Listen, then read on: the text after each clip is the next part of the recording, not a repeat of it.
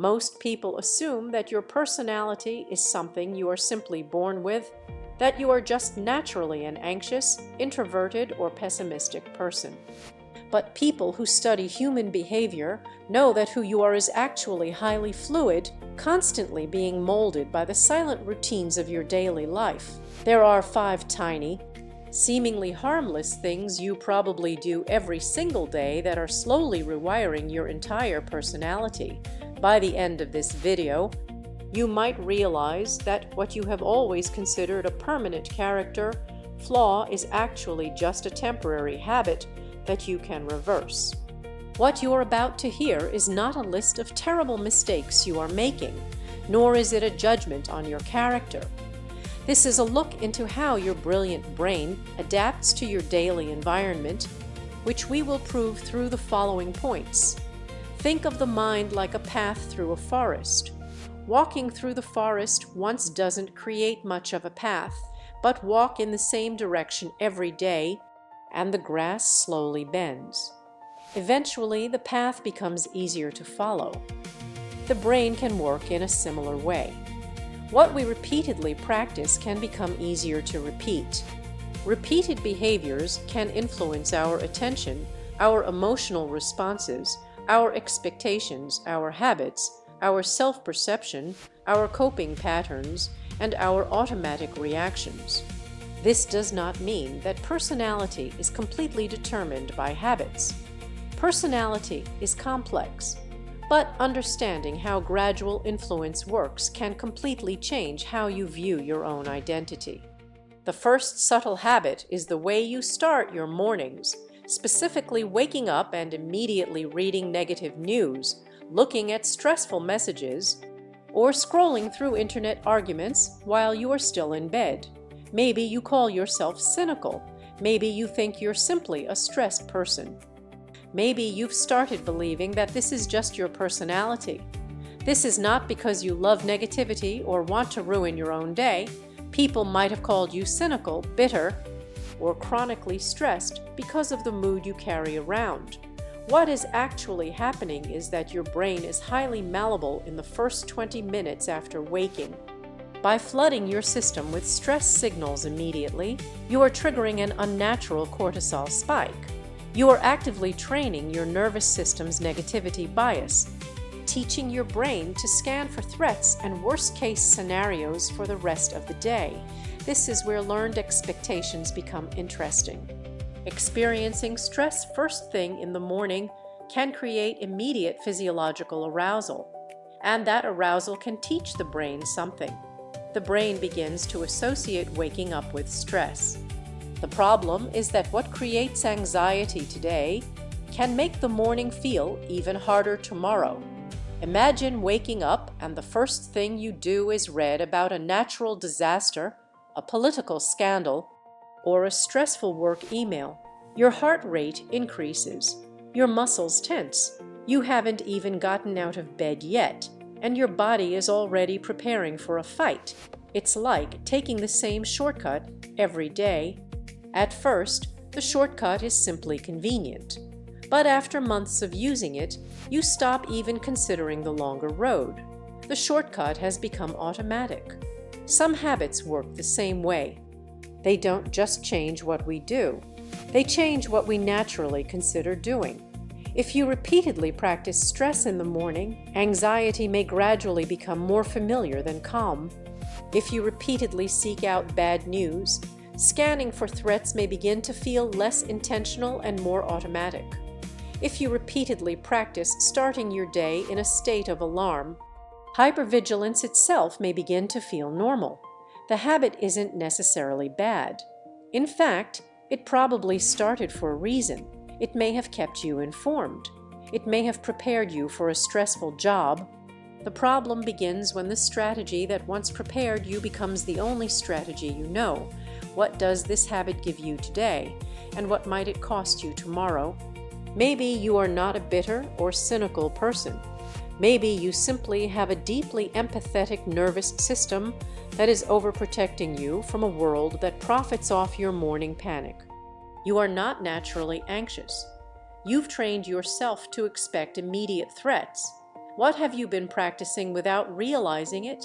And if you practiced something different for the next year, what might become easier? The important question isn't whether this habit makes you a good or bad person. The question is simpler. What is this habit teaching you to become comfortable with? The second thing you might do constantly is suppress your small opinions. You sit down to dinner with friends. Someone asks where you want to go. You tell yourself you'll speak up next time. Then you say, "I don't mind," or whatever you want or you choose. And strangely, the hardest part isn't picking a restaurant. It's speaking. Maybe you call yourself agreeable. Maybe you think you're simply not opinionated enough. Maybe you've started believing that this is just your personality. This is not because you lack a personality or are inherently weak. People might have labeled you as a pushover, indecisive, or too passive because of this.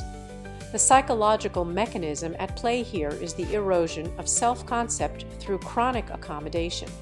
Every time you swallow your own preference to make things easier for someone else, your brain weakens the neural pathways connected to your own desires. Over time, you literally forget what you like. Avoiding something uncomfortable, like expressing a preference, can create immediate relief, and that relief can teach the brain something. The brain begins to associate silence with safety. The problem is that what gives you relief today can make the same situation feel even harder tomorrow. You might do this at work when a project is assigned that you know is flawed, but you stay quiet to avoid conflict. You might do this in relationships when your partner makes a decision you disagree with, but you smile and nod. It's like turning down the volume on a radio. At first, you can still hear the music. It's just quieter. But if you keep turning it down day after day, eventually you can't hear the song at all. It's not that the radio is broken, it's just been silenced. Some habits work the same way. They don't just change what we say, they change what we naturally consider feeling. If you repeatedly suppress your opinions, you may gradually become more comfortable with silence than self-expression.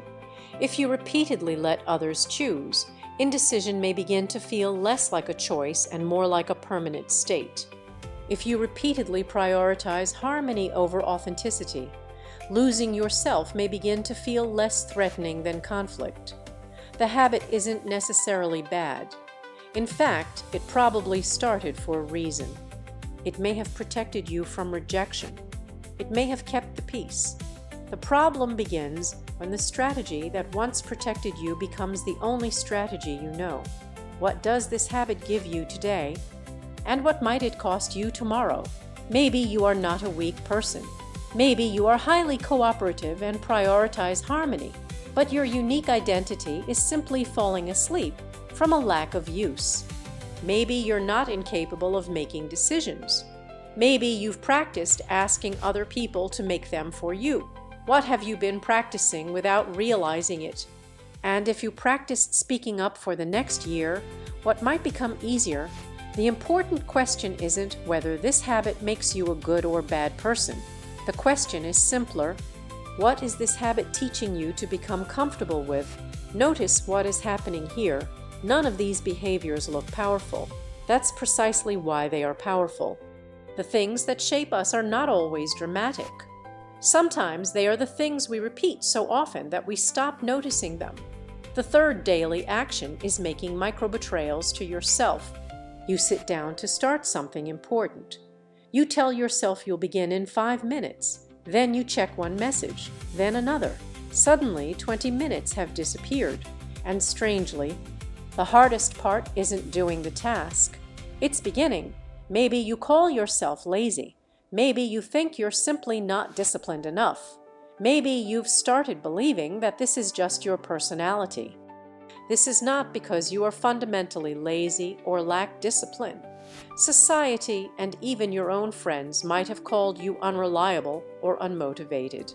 What is actually happening is a disruption in your dopamine reward loop and the destruction of your self-efficacy. When you constantly break small promises to yourself, Your subconscious learns that your own word means absolutely nothing. Your brain stops producing the motivation chemicals needed to achieve big goals because it doesn't believe you will follow through. Avoiding a difficult task can create immediate relief, and that relief can teach the brain something. The brain begins to associate avoidance with safety. The problem is that what gives you relief today can make the same task feel even harder tomorrow. You set an alarm for 6 in the morning, but you hit snooze. You promise yourself you will drink water, but you grab a soda instead. You tell yourself you will fold the laundry, but you leave it on the chair. It's like borrowing money from yourself and never paying it back. At first, it's just a small loan. But over time, the debt grows and your trust in yourself goes bankrupt. The debt has become automatic. Some habits work the same way. They don't just change what we do, they change our fundamental belief in what we can do. If you repeatedly break small promises, you may gradually become more comfortable with failure than effort. If you repeatedly choose immediate comfort, discipline may begin to feel less like an option and more like an impossibility. If you repeatedly practice avoidance, avoidance itself may begin to feel less threatening than action. The habit isn't necessarily bad. In fact, it probably started for a reason. It may have protected you from failure. It may have provided necessary rest. The problem begins when the strategy that once protected you becomes the only strategy you know. What does this habit give you today, and what might it cost you tomorrow? Maybe you are not a failure. Maybe your brain is just efficiently seeking immediate comfort, and your massive potential is fully intact, just waiting for a small promise to be kept. Maybe you're not naturally undisciplined. Maybe you've simply trained yourself to expect immediate rewards. What have you been practicing without realizing it? And if you practiced keeping one small promise for the next year, what might become easier? The important question isn't whether this habit makes you a good or bad person. The question is simpler. What is this habit teaching you to become comfortable with by this point? You might be noticing something uncomfortable. Most of these behaviors don't feel like decisions anymore. They feel like you. That's the strange thing about repetition. At first, you choose the behavior. Eventually, the behavior can begin choosing for you. But a habit can influence your personality without defining your identity. Recognizing a pattern is not a reason to shame yourself. It is a reason to become more conscious of it. The fourth habit that shifts who you are is mentally rehearsing arguments that haven't happened yet. You stand in the shower or you sit in traffic, and you have vivid, angry conversations in your head with a coworker, a partner, or a family member. Maybe you call yourself defensive. Maybe you think you're simply a hostile person. Maybe you've started believing that this is just your personality. This is not because you are a hostile, combative, or angry person. People might have called you defensive or accused you of carrying a grudge. The truth is, the human brain cannot easily distinguish between vividly imagined emotional scenarios and reality. When you simulate these arguments, your body releases adrenaline and triggers a fight-or-flight response as if the threat is right in front of you. Doing this daily slowly shifts your baseline personality to become more guarded and reactive. This is where emotional regulation and self-perception become interesting. Simulating a fight can create an immediate sense of power or preparedness, and that feeling can teach the brain something. The brain begins to associate imaginary conflict with safety. The problem is that what makes you feel prepared today can make the real world feel even more threatening tomorrow. You might do this before a meeting with your boss, anticipating every criticism and formulating your defense. You might do this after a disagreement with a friend, replaying the conversation and thinking of all the things you should have said. It's like wearing armor every single day.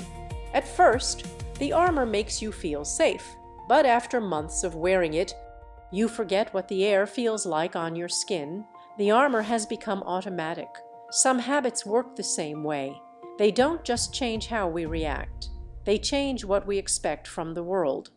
If you repeatedly practice mental arguments, you may gradually become more comfortable with conflict than peace.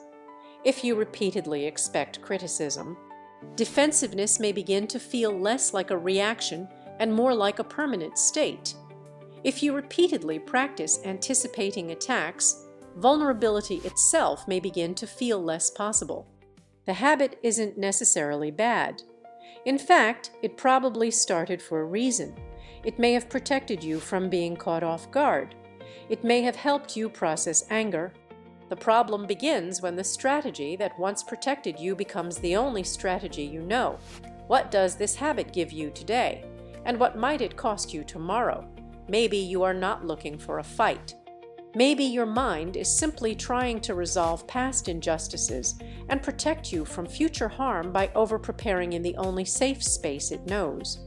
Maybe you're not incapable of handling vulnerability. Maybe you've practiced escaping it. What have you been practicing without realizing it? And if you practiced expecting peace for the next year, what might become easier?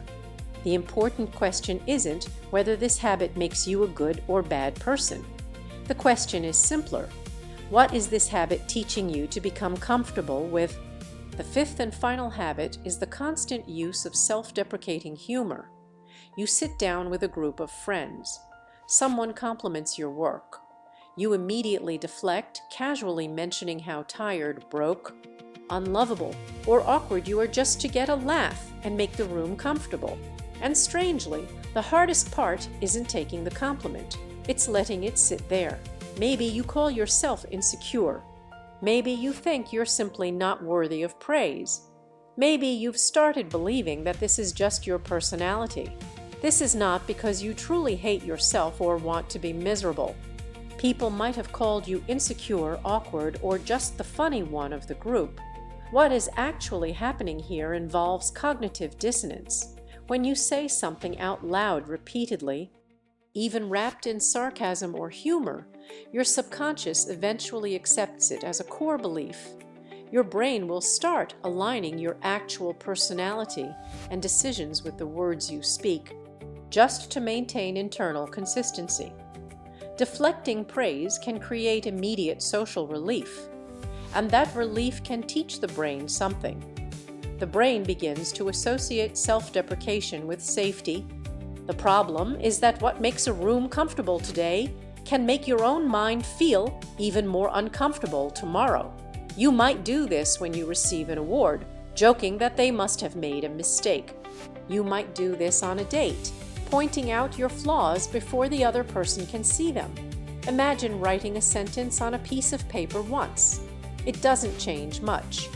Write the same sentence every day for years, however, and eventually you may stop reading it as a sentence. You may start reading it as a description of yourself. The repetition has become automatic. Some habits work the same way.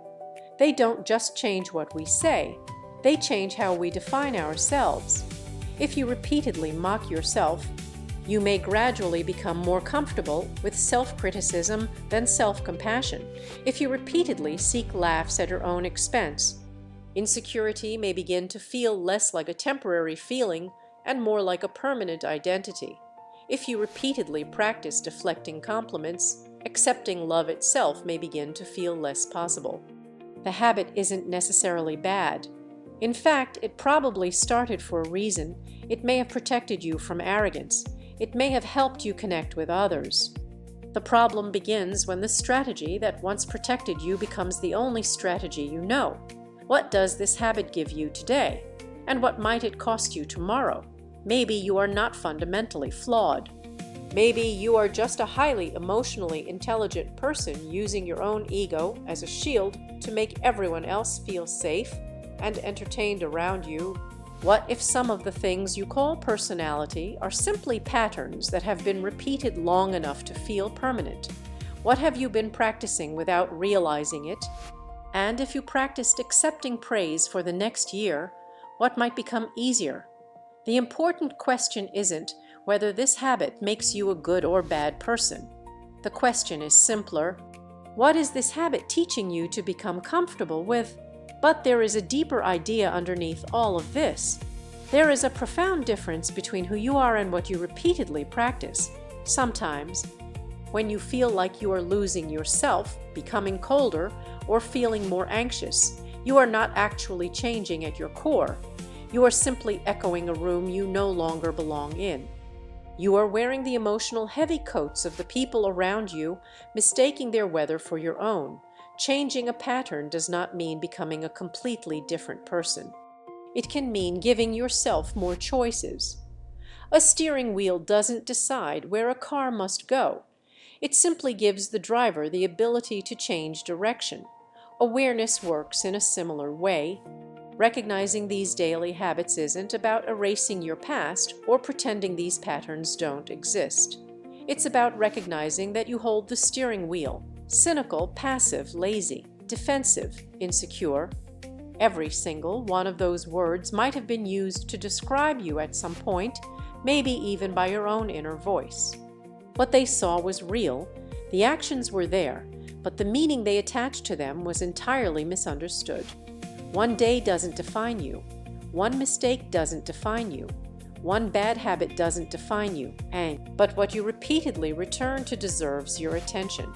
You are not a broken personality frozen in time. You are a brilliantly adaptable human being whose mind has just been running the wrong daily software. The small things you do every day are not insignificant simply because they are small. They are repeated, and repetition accumulates. What are you practicing becoming? Because perhaps the person you become isn't decided in one dramatic moment. Perhaps they are being shaped quietly in the things you do again tomorrow.